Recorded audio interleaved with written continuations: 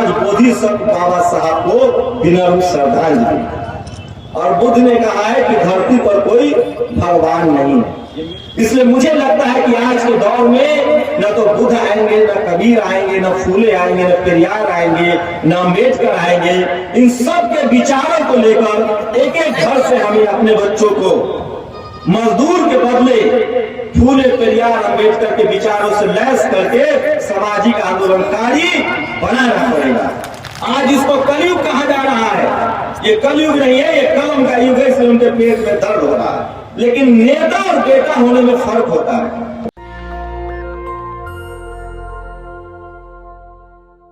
हाँ सर, एकदम आगे है, एकदम आगे। मंच पर बैठे युवा हमारे साथी आर.एस. पटेल साहब और हमारे सीनियर जितने लोग हैं, चाहे वो श्री राम यादव जी हो, लाल प्रताप जी हो, लाल प्रताप यादव जी हो, पूर्व मुख्यमंत्री हैं, पूर्व मंत्री भी हैं यहाँ, आर.एस. पटेल का और आर.पी. यादव जी हो, सोनकर साहब हो, वो भी पूर्व मंत्री हैं, और तमाम लोग जो जिनको मैं नाम से नहीं जानता हूँ, लेकिन हम सब मिशन के लोग हैं। और सबसे ज्यादा जो उस तरफ महिलाएं बैठी हैं, उन सबको मेरी तरफ से जय भीम नमो बुद्धाय। और इधर जो लोग बैठे हुए हैं, तो मेरा वही है, एक पहला डिमांड है कि ओबीसी के लोग कितने हैं वो हाथ उठाएं। मैं भी ओबीसी हूँ, तो क्योंकि मेरे दिमाग में एक चीज बैठा हुआ है कि भारत में जो समता, समानता, इक्वालिटी, फ्रेटर्निटी और चाहे वो बाबा साहब के विचार हो, चाहे सम्राट अशोक का बुद्धिज्म हो, उनको जो फैलाने वाले लोग हैं वो शेड्यूल कास्ट के लोग ज्यादा हैं। और जबकि कायदे से फूले पेरियार साहब को आप देखिए, फूले को देखिए, तो ये सब किसान जातियों से थे। तो चाहे वो, तो मेरी कोशिश होती है कि जो असली जो लोग हैं उनकी घर वापसी कितनी हुई है वो जानना जरूरी है। क्योंकि दुष्प्रचार करके लोगों ने ये साबित कर दिया है कि ये तो बुद्धिज्म मतलब अछूत, जिसको वैदिक व्यवस्था में अछूत कहते थे, उनका धर्म है, उनका विचार है। जबकि हमें लगता है कि वैदिक व्यवस्था में जिनको शूद्र कहा गया, जो दरअसल क्षत्रिय थे, किसान थे, राजा थे इस देश के, तो वो राजा जो है हम लोग सम्राट अशोक के वंशज है, जैसा भंते जी ने कहा। तो उस पर भी बात करेंगे थोड़ा सा। और आज बाबा साहब का परिनिर्वाण है। हम सब जानते हैं कि अगर बाबा साहब नहीं होते तो हमारे तन पर कपड़ा नहीं होता। मेरे माता पिता ने हमें पैदा किया, उनका भी कर्ज है, लेकिन उससे ज्यादा बड़ा कर्ज है बाबा साहेब का, क्योंकि उन्होंने अपने जानों की कुर्बानी देकर, अपने बच्चों की कुर्बानी देकर हमारे लिए जो संविधान के द्वारा रास्ते खोले, स्कूल का रास्ता, बराबरी का रास्ता, अगर वो न होता तो हमारे माता पिता के लाख कोशिश के बाद, तमाम जगह मिन्नतें मांगने के बाद, सर पटकने के बाद, वो हमें पैदा तो कर रहे थे, लेकिन हमें एक सम्मानजनक जीवन पिछले 2000 सालों से हमारे वंशजों को नहीं मिल रहा था। तो इसलिए बाबा साहब का जो कर्ज है वो मुझे लगता है कि हम 100 साल में भी नहीं पूरा कर पाएंगे। तो उनका हम सब कर्जदार हैं। राजेंद्र प्रसाद सिंह की एक लाइन है, ताकि दोनों चीजें समझ में आ जाए, क्योंकि ये आयोजन जो है वो श्रद्धांजलि भी है और विशाल बौद्ध सम्मेलन भी है। और इंजीनियर अशोक साहब का बहुत बहुत शुक्रिया। मैं कोई व्यस्त आदमी नहीं हूँ, गरीब आदमी हूँ, संसाधन कम है, इसलिए बहुत सोच समझ के चलना होता है। खैर, व्यस्त हम सबसे ज्यादा हम ही लोग व्यस्त हैं। सड़कें हम बनाते हैं, मजदूरी हम करते हैं, रोड हम बनाते हैं। अब बाबा साहब का संविधान आया तो डॉक्टर, इंजीनियर, कलेक्टर भी बनने लगे हैं, नेता मंत्री भी बनने लगे हैं। मुझे लगता है कि इस देश के जो 90% लोग हैं, 90% जो आबादी है, उसका जीवन अगर बदला है पुरुषों का, तो वो बाबा साहब के संविधान की वजह से। और महिलाएं, चाहे वो किसी समाज की महिलाएं हो, उनको हक अधिकार मिला है तो वो बाबा साहब के संविधान की वजह से। और बाबा साहब ने किनको गुरु माना है? 3 लोगों को। बाबा साहब ने तथागत बुद्ध को गुरु माना है, उसके बाद उन्होंने कबीर साहब को गुरु माना है, और उसके बाद उन्होंने फूले साहब को गुरु माना है। तो इसका मतलब ये लड़ाई 2000 साल पहले से चली आ रही है तो बाकी बात भंते जी ने कहा है। मैं पोस्ट मोलाइसन में लोग लिखते हैं कि जिस दिन सम्राट अशोक बौद्ध धर्म में बाकायदे दीक्षित हुए थे, ठीक उसी दिन बाबा साहब भी बौद्ध धर्म में बाकायदे दीक्षित हुए नागपुर में। बाबा साहब ने धर्म की दीक्षा के लिए प्राचीन बौद्ध स्थल नागपुर को चुना। बाबा साहब ने पुस्तकालय का नाम प्रथम बौद्ध संगति स्थल राजगिरी के नाम पर रखा और बाबा साहब ने अपनी आखिरी किताब लिखने के लिए बुद्ध और उनके धर्म को चुना। बाबा साहब ने धर्म पर लिखी किताब को अष्टांगिक मार्ग की भांति 8 खंडों में विभाजित किया। बाबा साहब को बौद्ध परंपराओं की बेहद गंभीर समझ थी और आज बोधिसत्व बाबा साहब को विनम्र श्रद्धांजलि। तो बाबा साहब की जो आखिरी किताब थी वो था बुद्धायन धर्मा, उसको बात रही होगी, लेकिन मैं तथागत बुद्ध के विचारों को भी उतना ही मानता हूं। और बुद्ध ने कहा है कि धरती पर कोई भगवान नहीं है, ये मेरी लाइन नहीं है।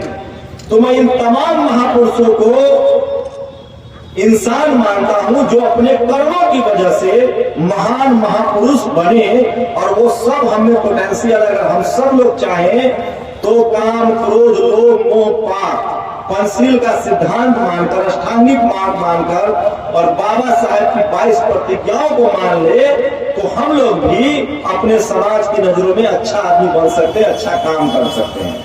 और मेरे लिए बुद्धिज्म इसलिए महत्वपूर्ण है क्योंकि वो हमें एक अच्छा इंसान बनने के लिए प्रेरित करता है। मेरे लिए धर्म का इतना ही महत्व है कि वो मुझे सही और गलत रास्ते पर ले जाता है। तो मैं बुद्ध को भगवान नहीं मानता। भगवान मतलब एक महान आदमी, जैसे गुरु नानक साहब थे, कबीर थे, रविदास जी थे, बुद्ध हुए, पैगंबर साहब हुए, जिन्होंने अपने अपने दौर में हम लोग जैसे जो इंसान थे, नासमझ इंसान थे, उनकी जिंदगी की बेहतरी के लिए उन्होंने कोशिश की और इसलिए हमारे नजरों में वो महापुरुष हैं। और उसकी सबसे अंतिम कड़ी, महापुरुषों की अंतिम कड़ी हम मान्यवर बोधिसत्व बाबा साहब को मानते हैं। और उसके बाद हमारे राजनीतिक प्रेरणाएं भी बहुत सारी हुई है। तो बाबा साहब को मैं राजनीति से ऊपर महापुरुष और कैटेगरी में रखता हूँ। और बाकी तो जगदेव बाबू, पेरियार लड़ई सिंह यादव, रामस्वरूप वर्मा जैसे तमाम लोग हुए, मान्यवर कांसी राम साहब हुए, आज के दौर में लालू यादव भी हैं, मुलायम सिंह यादव भी थे, मायावती जी भी हैं, तमाम शिबू सोरेन भी अभी है। तो मैं ये बात आप लोगों से करने आया हूं कि सवाल ये है कि भारत के संविधान में सबको अपना धर्म मानने की आजादी है, लेकिन क्या वजह है कि आज दिल्ली में एक मंत्री 22 प्रतिज्ञाएं लेता है और उनको इस्तीफा देना पड़ता है? क्या वजह है कि कल मैं राजनीतिक बात ज्यादा करूंगा क्योंकि जिस समय में हम लोग जी रहे हैं, जिस समय बुद्ध थे उस समय बुद्धिस्ट राजा थे, प्रसेनजीत थे, तमाम राजा थे, उसके बाद सम्राट अशोक हुए। तो बुद्ध ने कभी आम आदमी को ज्ञान नहीं दिया, वो राजाओं को संबोधित करते थे और कहते थे कि जिस देश का राजा पंचशील को मानेगा, अष्टांगिक मार्ग को मानेगा, उस देश की प्रजा खुश रहेगी। लेकिन अभी लड़ाई राजा और प्रजा के बीच है। तो बाबा साहब ने तो राजा रानी का ऑपरेशन कर दिया है, अब तो वोट की राजनीति है। तो जैसा आपका सीएम पीएम होगा वैसा ही देश चलेगा, वैसा ही देश की अर्थव्यवस्था होगी। तो हम लोग को सोचना होगा कि हम सम्राट अशोक के वंशज, दुनिया भर में ज्ञान के प्रतीक माने गए बुद्ध और बाबा साहब के अनुयायी, आखिर अपने ही देश में इतने लाचार, बेबस, गरीब, मजदूर क्यों हैं? इस देश में अगर आप SC ST OBC के हैं, क्योंकि मैं बार बार कह रहा हूं कि हमें महिमा मंडित करने से बाहर निकलना होगा। हमें अब बाबा साहब बचाने नहीं आएंगे, उनका विचार है। हमें बुद्ध भी बचाने नहीं आएंगे, उनका विचार हमारे साथ है। हमें फूले पेरियार अम्बेडकर भी बचाने नहीं आएंगे, सिर्फ उनका विचार हमारे साथ है। अब ये लड़ाई हमें खुद ही लड़नी पड़ेगी और ये लड़ाई लड़ी जाएगी, एक संविधान हमारे साथ है और ये लड़ाई बहुत जरूरी है। मैं भंते जी की बात सुन रहा था। मैं 25 साल तक जिस गांव में रहा, पला बढ़ा, मजदूरी की, स्कूल कॉलेज गया, मैंने वहां कभी कोई भंते नहीं देखा। जब मैं शहरों में आया तब मेरा पहला वास्ता भंते जी से पड़ा। इसका मतलब भारत में भंते बहुत कम है। तो राजनीति में मुझे लगता है कि अभी वो दौर बहुत लंबा समय लगेगा जब हम धर्म की राजनीति करके सत्ता के शिखर पर जाएंगे। मुझे नहीं लगता है कि अभी भारत में होने वाला है, क्योंकि भारत में बुद्धिस्ट समाज सबसे ज्यादा धार्मिक अल्पसंख्यक है। लेकिन बाबा साहब को जो पता था, बाबा साहब ने धर्म की दीक्षा ली 1948 में, उसके बाद उनका परिनिर्वाण हुआ। पता नहीं उसके बाद धर्म क्यों नहीं आगे बढ़ा। अब लोग फिर से, जब सोशल मीडिया आया है, कम्युनिकेशन है, धर्म आगे बढ़ रहा है। लेकिन सवाल है कि क्या बिना धर्म के भी हम लोग सत्ता में जा सकते हैं कि नहीं? Doctor, engineer, vice chancellor, college, university, businessman बन सकते हैं कि नहीं? ये सबसे बड़ा सवाल है। और इसके लिए रास्ता क्या है? वही रास्ता है जो बाबा साहब ने बताया है, माननीय कांसी राम साहब ने बताया है, मुलायम सिंह यादव ने बताया है, हेमंत सोरेन ने बताया है, करुणानिधि ने माफ कीजिएगा, शिबू सोरेन जी ने बताया है, करुणानिधि ने बताया। आपको राजनीति करनी पड़ेगी आज के समय में। अगर आप आज के डेट में राजनीति नहीं करेंगे तो यकीन मानिए आपको कुछ भी हासिल होने वाला नहीं है। हम तब तक इंतजार नहीं कर सकते हैं जब तक इस देश के 90% लोगों को पहले बुद्धिस्ट बना दे और उसके बाद हमारे पास सत्ता आएगी। कोई और भी तो रास्ता हो सकता है। वो दौर था जब लोग बैलगाड़ी से चलते थे, पानी के जहाज से चलते थे। आज तो जहाज है। आपको अपने विवेक से, आपको अपने सोचने की प्रक्रिया को बदलना पड़ेगा और सत्ता तक जाना पड़ेगा। ये बात सही है कि सत्ता में आप तभी टिके रहेंगे जब आपकी वैचारिकी मजबूत होगी, आपकी आइडियोलॉजी मजबूत होगी। तो मुझे लगता है कि जो धर्म की विचारधारा है वही सोशल जस्टिस की विचारधारा है, जो कर्पूरी ठाकुर लालू यादव ने कहा है, मान्यवर साहब ने कहा है। तो हम धर्म तो नहीं अपना सकते हैं, सबको नहीं बदल सकते हैं, कोशिश कर सकते हैं कि हमारे लोग आए, लेकिन सोशल जस्टिस, सबका एजुकेशन, सबको नौकरी, सबकी बेहतर जिंदगी, सबको बिजनेस, सबको एक बेहतर जीवन और अमीर होना है। इस बात की लड़ाई को हमको तेज करना पड़ेगा। और इस लड़ाई को तेज करने का मतलब है कि इस देश का बहुजन समाज जो मजदूर है, मजबूर है, गरीब है, लाचार है, बेबस है, जो चारों तरफ से शोषित वंचित है, उसकी वजह है कि आज के समय में हमारे पास जो पावर सेंटर्स है वहां हमारी भागीदारी नहीं है। हमारे सीएम नहीं है, हमारे पीएम नहीं है, हमारे जज नहीं है, हमारे कलेक्टर नहीं है, एसपी नहीं है, हमारे नेता नहीं है, हमारा अभिनेता नहीं है, हमारा खिलाड़ी नहीं है। और इसलिए बाबा साहब ने हमें आरक्षण का प्रावधान दिया था और उस आरक्षण को लेकर हम लोग कभी जागरूक नहीं हुए। और जो समाज जागरूक हुआ, जो आरक्षण की वजह से एक पीढ़ी दूसरी पीढ़ी तक नौकरी में गया, कहीं ना कहीं उनसे चूक हुई है, उन्होंने अपने पड़ोसी का हाथ नहीं थामा और इसलिए आरक्षण की लड़ाई आज कमजोर हो रही है। इसलिए मुझे लगता है कि आज के दौर में न तो बुद्ध आएंगे, न कबीर आएंगे, न फूले आएंगे, न पेरियार आएंगे, न अम्बेडकर आएंगे। इन सब के विचारों को लेकर एक एक घर से हमें अपने बच्चों को मजदूर के बदले फूले, पेरियार, अम्बेडकर के विचारों से लैस करके सामाजिक आंदोलनकारी बनाना पड़ेगा। यही वो रास्ता है। धर्म के साथ साथ हमें अपने राजनीतिक भागीदारी, सामाजिक भागीदारी और आर्थिक भागीदारी पर बात करनी पड़ेगी। और हम सबको सामाजिक रूप से जब तक हम सशक्त होंगे, आर्थिक रूप से सशक्त होंगे, राजनीतिक रूप से सशक्त होंगे, तभी मुझे लगता है कि धर्म बढ़ेगा। अगर इस देश का प्रधानमंत्री, मुख्यमंत्री तय कर ले जो बुद्धिस्ट हो, तो धर्म भी बढ़ जाएगा। मैं दावे के साथ कहता हूँ, धर्म उसी का चलता है जिसके हाथ में सत्ता होती है। आप मेरी बात मानिए या नहीं मानिए, ये मेरा निजी विचार है कि जिसके हाथ में सत्ता होगी धर्म उसका चलेगा।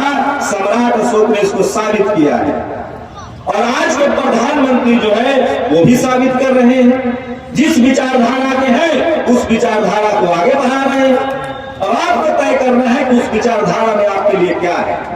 मेरे लिए तो कुछ नहीं है। मेरे बाप दादा, परदादा, माँ बाप सब जाते थे उस विचारधारा में, उनको कुछ नहीं मिला। जब से मैं बुद्धिज्म की तरफ आया, बाबा साहब के विचारों की तरफ आया, जब मुझे पढ़ाई लिखाई का महत्व पता चला तो मेरा स्वाभिमान जगा। तब मुझे लगा कि मुझे पढ़ लिख कर इस समाज में बोलने वाला, लड़ने वाला, फिरने वाला बनना है, तो मुझे लगता है कि 21वीं सदी जो है वो डॉक्टर अंबेडकर की सदी होगी। और वो सदी कलयुग नहीं है, कलम युग है। आज इसको कलयुग कहा जा रहा है। ये कलयुग नहीं है, ये कलम का युग है, इसलिए उनके पेट में दर्द हो रहा है। आप लोगों जो इस देश में जो बाबा साहब ने जो हमें टुकड़ों में बांटा है, 5 टुकड़ों में जो बांटा है, क्योंकि हमें बांटने वालों ने हजारों जातियों में बांट रखा था। हम जो SC ST OBC माइनॉरिटी के लोग हैं, इनको एकजुट होना पड़ेगा। इनको आपस में राजनीतिक रूप से, सामाजिक रूप से और आर्थिक रूप से रिश्तेदारी करनी पड़ेगी, एक भागीदारी करनी पड़ेगी। लेकिन विडंबना ये है कि जो हमारे नेता है, उनकी सबसे पहली जिम्मेदारी है, दोषी भी आपको साबित करना पड़ेगा, तय करना पड़ेगा कि घर का मुखिया गार्जियन होता है, वो घर के अच्छे बुरे के लिए जिम्मेदार होता है। हमारे नेताओं में दिक्कत ये रह गई कि उन्होंने अपने बच्चों को संसद और विधानसभा को पहले भेजा, सड़क नापने के लिए नहीं भेजा। इंदिरा गांधी को नेहरू ने किताबें लिखी, आइडियोलॉजी समझाया, और इंदिरा गांधी की हत्या नहीं होती तो वो नेहरू से भी ज्यादा राज करती। लेकिन हमारे नेताओं से चूक हो गई। वो सड़कों से निकले थे, उन्होंने अपनी तकलीफें देखी थी, उन्होंने अपने बच्चे को वो तकलीफ ना हो, हम भी नहीं चाहते कि उनके बच्चे को तकलीफ हो। लेकिन जो हमारे राजनीतिक परिवार के जो बच्चे हैं, उनकी सामाजिक समझ लालू यादव, माननीय मुलायम सिंह यादव, कांसी राम साहब जैसे या मायावती की तरह नहीं है। हमें सड़क का नेता चुनना पड़ेगा जो दिन रात संघर्ष करता है। आपके मोदी जी को आप हरा नहीं सकते। क्यों नहीं हरा सकते हैं? क्योंकि उसके तरफ सड़क का खाक छान कर कोई नेता बनने वाला अब बहुजन में नहीं बचा है। लालू यादव बचे हैं, इलाज करवा रहे हैं। नीतीश कुमार एक बचे हुए उस दौर के, वो भी हिसाब किताब गुना भाग जोड़ घटाव में लगे हैं, क्योंकि उनको लगता है नरेंद्र मोदी ने 40 साल खाक छाना है, उसे पता है कब कहां बोलना है। ज्ञान सड़कों से आता है। बुद्ध को भी ज्ञान मिला था जब वो भटके थे, बाबा साहब को भी ज्ञान मिला जब उन्होंने दुनिया की खाक छानी। तो हम किसी के खिलाफ नहीं है, किसी परिवार के खिलाफ नहीं है। हम नहीं चाहते कि किसी गरीब का बच्चा गरीब रहे, लेकिन नेता और बेटा होने में फर्क होता है। नेता आपका वो होना चाहिए जिसके दिल में समाज के लिए दर्द हो, जिसने उस तकलीफ को सहा हो, और न तो कम से कम उस आइडियोलॉजी को जानता हो, उस विचारधारा में पला रहा हो। इसलिए हमेशा आपको सत्ता देनी पड़ेगी सड़क के लोग को। माननीय कांसी राम साहब यूपी के नहीं थे, कर्पूरी ठाकुर बिहार के थे। तो हमें ऐसे लोगों को चुनना पड़ेगा जो सड़कों पर पले हैं, सड़कों पर बढ़े हैं, जिन्होंने साबित किया है कि हम तमाम विपरीत परिस्थितियों में समाज के लिए लड़ेंगे और भिड़ेंगे। ये बात बिल्कुल सही है कि सवाल ये है कि हमारा जो राजनेता है, हमारा जो नेता है, वो सामाजिक रूप से कितना सचेत है, वो अपने आइडियोलॉजी को लेकर कितना सचेत है। हम लोग वही चूक रहे हैं। और 21वीं सदी में यकीन मानिए, डेमोक्रेसी में अब जब तक सत्ता नहीं आएगी आपके हाथ में, आप एक कलम की फैक्ट्री नहीं खोल सकते हैं। मैं देख रहा हूं तमाम राज्यों में SC ST OBC माइनॉरिटी के बिजनेसमैन को टारगेट किया जा रहा है, उनकी बिल्डिंगें जब्त हो रही है, उनको डराया जा रहा है।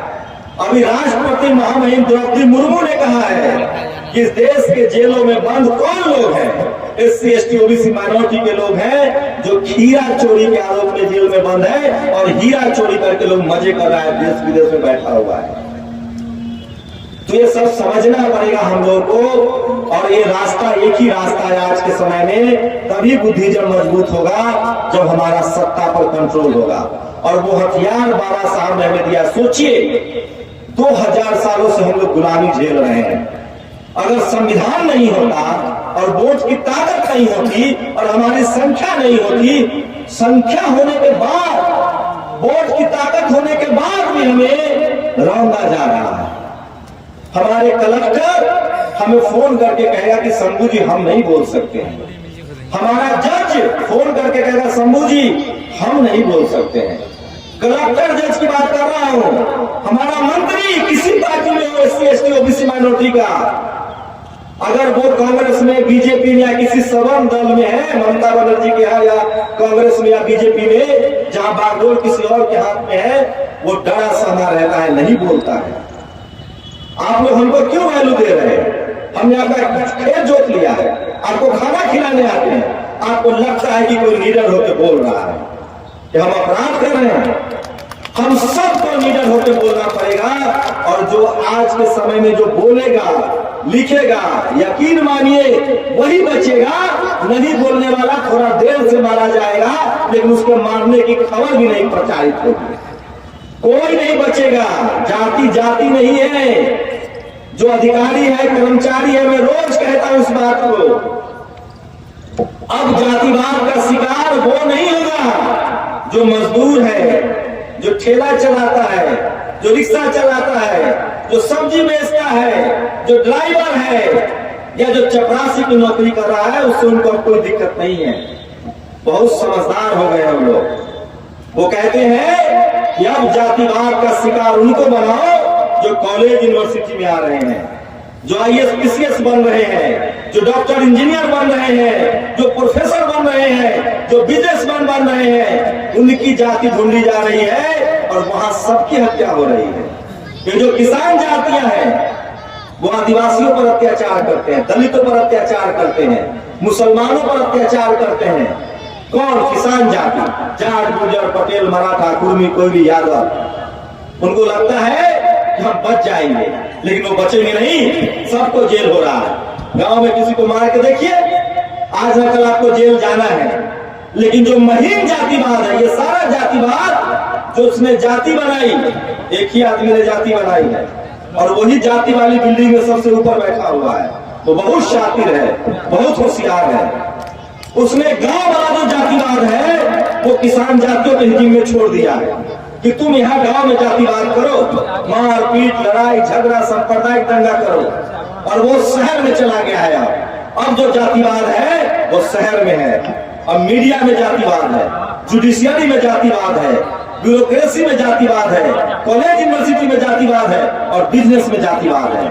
वो आपके बच्चों को डॉक्टर इंजीनियर नहीं बनने देना चाहता है, वो प्रोफेसर नहीं बनने देना चाहता है। और उस जातिवाद का शिकार सिर्फ SC नहीं है, सिर्फ ST नहीं है, OBC है, जाट है, पटेल है, मराठा है, गुर्जर है। पूछिए इन जातियों के कितने जज हैं हाई कोर्ट, सुप्रीम कोर्ट में। पूछिए इनके कितने कैबिनेट सेक्रेटरी हैं, मुंह चियार देंगे, एक भी नहीं है। ये झूठा गवर्नर बना घूम रहा है। इस देश में जो किसान जातियां हैं, वो झूठ मूठ के गवर्नर बने घूम रहा है। सुप्रीम कोर्ट में जज नहीं हो, चीफ सेक्रेटरी नहीं हो, कैबिनेट सेक्रेटरी नहीं हो। जो जमीन बची थी उस पर भी इस बार नजर थी, तो बच गया गलती से। तो मैं कह रहा हूं, इस देश में 3% लोगों के पास 97% संसाधन है, और 90% लोगों के पास सिर्फ 3% संसाधन है। और इस बात को आपको समझना पड़ेगा, लोगों को बताना पड़ेगा, और इसका रास्ता एक ही है। आपको लगता होगा जितने अधिकारी, कर्मचारी, ब्यूरोक्रेट्स, मैं पुलिस वाले को किसी को फोन कर दूं, SC ST OBC को, शंभू जी आपसे सहमत है, आपसे मिलेंगे नहीं, डर लगता है। नेताओं के यही हालत है, बीजेपी में हो, किसी पार्टी में हो, शंभू जी आप अच्छा है, मिलेंगे नहीं आपसे। मैं फिर कह रहा हूं, हो सकता है कि हम ना मारे जाएं, क्योंकि जो लड़ता है वही जीतेगा, लेकिन जो चुप है उसकी मृत्यु तय है। मुझसे लिखवा लीजिए। एक भी SC ST OBC माइनॉरिटी का कर्मचारी सीने पर हाथ रख के बताए कि वो नौकरी पा तो लेता है, लेकिन क्या वो नौकरी सम्मान से रोज करता है? रोज उसको जलील होना पड़ता है, रोज उस पर आरोप लगते हैं, रोज उसको ऑफिस में नीचा दिखाया जाता है। क्यों? क्योंकि आपकी जवान में ताकत नहीं है। बुद्ध ने क्या किया? हल जोतते थे। बुद्ध ने अपनी बात ही तो कही है। बुद्ध हो गए। कबीर साहब ने क्या किया है? अपनी बात ही तो कही है। रविदास महाराज ने क्या किया है? अपनी बात ही तो कही है। बाबा साहब ने क्या किया है? अपनी बात कही है और लिखा है। अरे वही तो करना है, हमें बोलना है, बस हमें लिखना है और बोलना है। सोचिए हम लोग कैसे लोग हैं, कितना मेहनत कश लोग हैं और कितनी ताकत है हम लोगों में। गंदा पानी पीकर, झुग्गियों में रहकर, नाले के आसपास रहकर हम जी लेते हैं। बिल्डिंगें हम बनाते हैं, सड़कें हम बनाते हैं, फैक्ट्री में मजदूर हम हैं। अब तो संविधान में आरक्षण है, पढ़ने लिखने का अधिकार मिला, डॉक्टर, इंजीनियर, वैज्ञानिक नहीं बन रहे हैं। बस एक काम नहीं आता है, बात बनाना। और बात बनाना नहीं आ रहा, इसलिए हम लोग सत्ता से बाहर है। जिस दिन हम लोगों ने डर के आगे झुकना छोड़ दिया, बात बनाना शुरू कर दिया, एक दूसरे का हाथ पकड़ के खड़ा हो जाएंगे ना, तो ये जो धमकी देते हैं हमें, ये बह जाएंगे कहीं ना कहीं। 100 में 90 हमारी संख्या है। जाड़ा, गर्मी, बरसात, धूप हमारा शरीर झेलता है।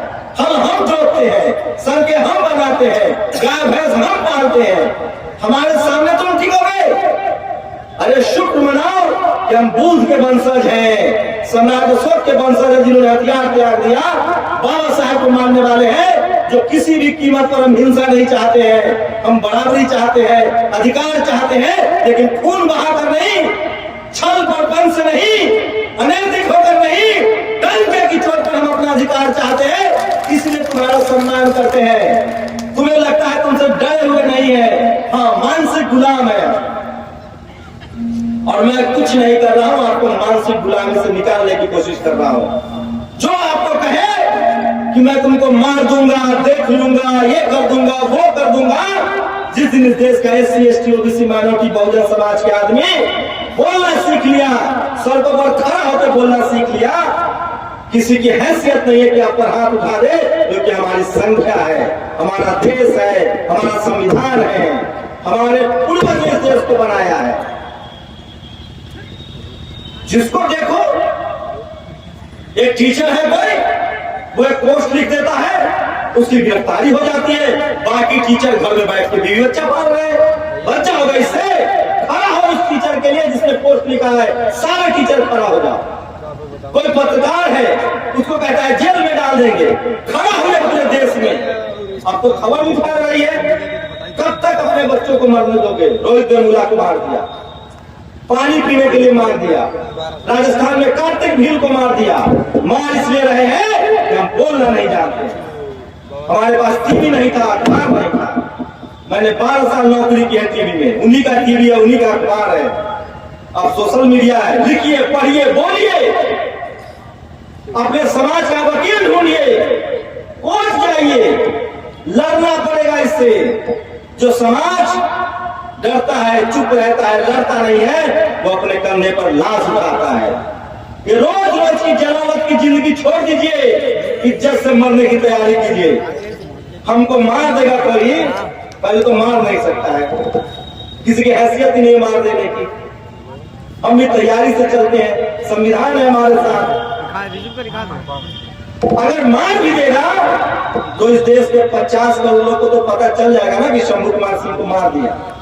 आपके मौत को किसको पता चलेगा? आप गुमरान में पैदा हुए, गुमरानी में मर जाओगे। इसलिए कह रहा हूं, कुछ नहीं करना है, कोई हथियार की जरूरत नहीं है, कोई हिंसा की जरूरत नहीं है। बाबा साहब का संविधान है, पढ़ना लिखना सीख गए हैं, बस लिखना है और बोलना है, और हर चीज के पर, हर चीज पर बोलना है। राजनीति पर बोलना है, खेल पर बोलना है, बिजनेस पर बोलना है, कर्मकांड के खिलाफ बोलना है, अपने विचारों के लिए बोलना है, अपने महापुरुषों के लिए बोलना है। ये जो डर है ना, इस डर को निकालिए मन से। मैं फिर कह रहा हूं, ये बहुत आसान लड़ाई है। बस इतनी सा करना है कि हम रोटी खाते हैं, नौकरी करते हैं, बिजनेस करते हैं, हम सबसे मेहनत कश लोग हैं। हम भीख मांगने वाले लोग नहीं हैं, हमको कोई उपहार भी नहीं देता है। हम मेहनत कश लोग हैं। हम जितना मेहनत करते हैं उतना भी हमको नहीं मिलता है। हम बस बोलना नहीं जानते हैं, और बोलते हैं तो सोच के रह जाते हैं। डर के आगे जीत है। बोलना शुरू कीजिए। ये बात बनाने के दम पर लोग CM PM बन रहा है, हमारे लोग बोलते नहीं है, इसलिए हमारे हाशिए पर है। वरना क्या मजबूरी है हमारी? दुनिया भर में गैर बराबरी थी, अन्याय था, अन्याय खत्म हुआ, भारत में अन्याय बढ़ता जा रहा है। गरीबी बढ़ती जा रही है, हमारे खिलाफ अत्याचार बढ़ता जा रहा है, हम जिम्मेदार है इसके, और मैं जिम्मेदारी तय कर रहा हूं। आप सहमत होइए, असहमत होइए, कोई दिक्कत नहीं है। सबसे पहले हर इस देश का नेता जिम्मेदार है। जो बहुजन समाज के जितने नेता हैं वो नहीं बोलते हैं, वो नहीं एकजुट होते हैं। सोचिए, जेएनयू में किसी ने लिख दिया कि ब्राह्मण भारत छोड़ो, न कोई जांच हुई है। लिखावट से मुझे लगता है कि वो कोई बहुजन तो नहीं है, क्योंकि बहुजन लिखता तो ब्राह्मण, विदेशी ब्राह्मण भारत छोड़ो लिखता, जो बांग्सुर की पढ़ाई है। वो कम से कम ये जो लड़ाने के लिए किसी ने लिखा है, बहुत शातिर लिखा है, ब्राह्मण और बनिया। जबकि बाबा साहब ने बहुत पहले कह दिया कि कोई देशी विदेशी नहीं है, जो जहां है सब इस देश के नागरिक हैं। वो तो उन्हीं के नेताओं ने अंग्रेजों से सेटिंग गेटिंग के चक्कर में कहा कि हम भी भैया विदेशी हैं, हमें अपने साथ रख लो। हम लोग किसी को देशी विदेशी नहीं मानते हैं। हाँ, हर देश में, किसी न किसी देश में, हर देश में वहां का कोई ना कोई इंडिजीनियस मूल निवासी होता है।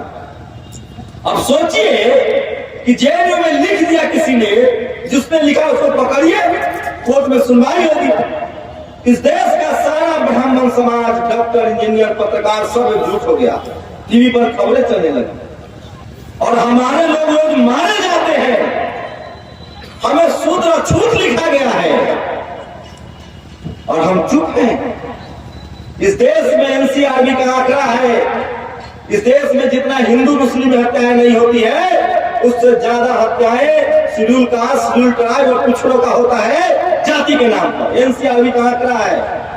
इस देश में सबसे ज्यादा रेप जाति के आधार पर महिलाओं का होता है। हिंदू मुस्लिम कोई झगड़ा नहीं है इस देश में, हिंदू मुस्लिम के नाम पर कोई हत्याएं नहीं होती है। इस देश में सबसे ज्यादा अपराध जाति के नाम पर होता है, और विक्टिम कौन है? शेड्यूल कास्ट, शेड्यूल ट्राइब, पिछड़ा। इन सब को एकजुट होना पड़ेगा। आपको समझना पड़ेगा कि लड़ाई बहुत आसान कर दिया है बाबा साहब ने, संविधान दे दिया है, बस हमको संविधान को बचाना है। और जिस दिन बहुजन समाज के लोगों ने, पढ़े लिखे लोगों ने, जितना लोगों ने पढ़ लिख लिया है, इसलिए मैं कह रहा था कि हमें जिम्मेदारी तय करनी पड़ेगी। जो हमारा पॉलिटिकल लीडरशिप है, अगर वो हमारे माथे पर, अगर वो हम पर खरा नहीं उतरता है तो हमको बदल देना चाहिए। अरे आडवाणी को बदल दिया ना आरएसएस ने, मोदी को ले आया, मोदी से ज्यादा कट्टर मिलेगा उसको ले आएगा। तो सबसे पहले हमें अपना पॉलिटिकल लीडरशिप को ठीक करना होगा, देखना पड़ेगा कि कौन हमारे विचारों के लिए सहमत है। उसके बाद हमारा पढ़ा लिखा जो नौकरी पेशा वर्ग है, उसकी जिम्मेदारी है वो बोले, वो लिखे, वो पढ़े, वो लड़े। वकील, डॉक्टर, इंजीनियर, उसकी जिम्मेदारी है कि वो पढ़े लिखे। उसके बाद बिजनेसमैन लोग की जिम्मेदारी है, और सबसे अंत में जिम्मेदारी आती है जो गरीब है, मजदूर है, वो तो गया ही नहीं अभी स्कूल कॉलेज। तो सबसे ये तीनों लोगों को जिम्मेदारी लेनी पड़ेगी। और मैं एक पत्रकार के तौर पे, पढ़ा लिखा होने के तौर पे, मैं वही जिम्मेदारी निभा रहा हूँ। किसी तरह एहसान नहीं कर रहा हूँ, मैं किसी आग के लिए नहीं लड़ रहा हूँ। मैं अपने आने वाले बच्चों के लिए, अपने आने वाली नस्लों के लिए लड़ रहा हूँ कि अगर मैं नहीं लड़ूंगा तो मेरा बच्चा को वो सब खेलना पड़ेगा। इसलिए मैंने तय किया है कि मैं अपनी लड़ाई लड़ूंगा, और अपनी लड़ाई में हो सकता है कि आपको दिखे कि सबकी लड़ाई है। इसलिए हम सबको ये लड़ाई लड़नी पड़ेगी, क्योंकि हमें अपने बच्चों के लिए लड़नी पड़ेगी, जैसे हम अपने बच्चों के लिए रोटी कमाते हैं। और नहीं लड़िएगा तो हमारे बाप दादा लड़े होते तो हमें न लड़ना होता, हम भी नहीं लड़ेंगे तो हमारे बच्चों को लड़ना होगा। इसलिए जो जातिवाद के खिलाफ, धार्मिक कर्मकांड के खिलाफ, सांप्रदायिकता के खिलाफ, भेदभाव के खिलाफ, ऊंच नीच के खिलाफ और संविधान के पक्ष में हम सब लोगों को आवाज बुलंद करनी होगी। और आज से लिखना बोलना शुरू कीजिए। यकीन मानिए, लड़ाई बहुत आसान बाबा साहब ने हमारे लिए कर दिया है। एक बार फिर से हम लोग बाबा साहब को नमन करते हैं, याद करते हैं। और मैं बार बार एक लाइन कहूंगा, बुद्ध ने अगर राजपद अपनाया होता तो उनको सिर्फ लुंग नहीं जानता, लेकिन बुद्ध ने धम्मपद अपनाया तो आज पूरी दुनिया जानती है। आप भी अगर अपने परिवार के लिए सोचेंगे तो आपका सिर्फ परिवार जानेगा। हो सकता है आपका बेटा कल लात मार दे, ऐसा होता है। लेकिन अगर आप समाज के लिए जिएंगे तो पूरा समाज, पूरा देश, पूरी दुनिया को बाबा साहब की तरह जानेगा। इसलिए आप लोग तय कीजिए कि आपको जीवन कैसे जीना है। मैं बाबा साहब की लाइन से खत्म करूंगा कि जिंदगी लंबी नहीं, शानदार होनी चाहिए। जय भीम, नमो बुद्धाय। नेशनल दस्तक की आपसे गुजारिश है कि अगर इसको बचाना चाहते हैं तो नेशनल दस्तक को सब्सक्राइब करने के लिए रेड कलर के सब्सक्राइब बटन को दबाएं, फिर बेल आइकन की घंटी दबाएं। नेशनल दस्तक को बचाने के लिए बहुत जरूरी है कि हर खबर को शेयर करें, लाइक करें, कमेंट जरूर करें।